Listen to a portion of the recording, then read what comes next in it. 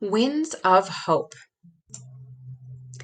Parched red dust swirled on the wind as William Kakwambe stooped between the rows of chamanga, or maize, near his family's mud brick thatched home in Malawi, Africa.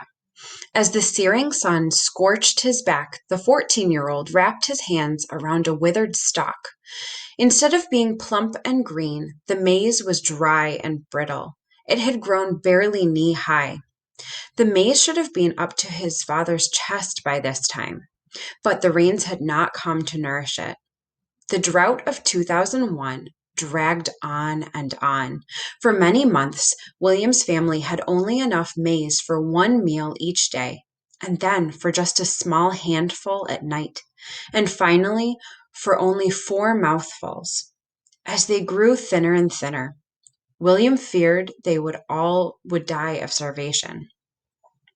The following spring, William and his father knew that all they could do was begin again. They planted a new maize crop. This time, the rains came. The maize grew ankle high, knee high, chest high. So what I'd like you to do is you're going to think about this section and you're going to monitor your reading.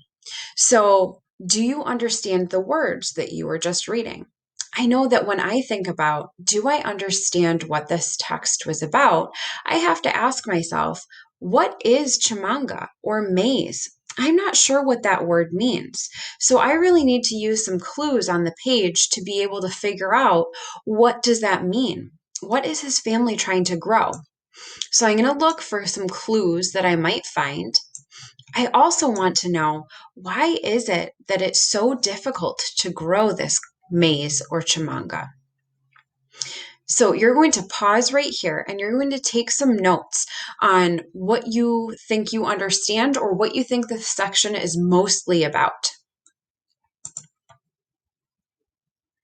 Ooh, when I look at this next page, I see a picture that might help me out to understand what chamanga is.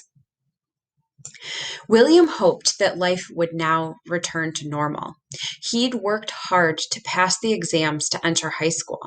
When the term began, however, William's father explained that because of the drought, there was no money to pay his school fees.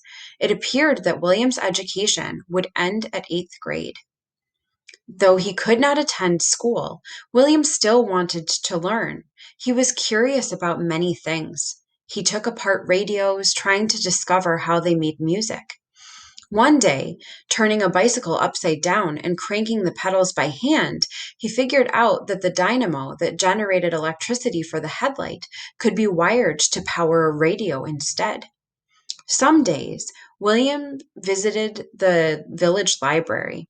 It had only 3 shelves, but William found books that interested him, science books about how things worked.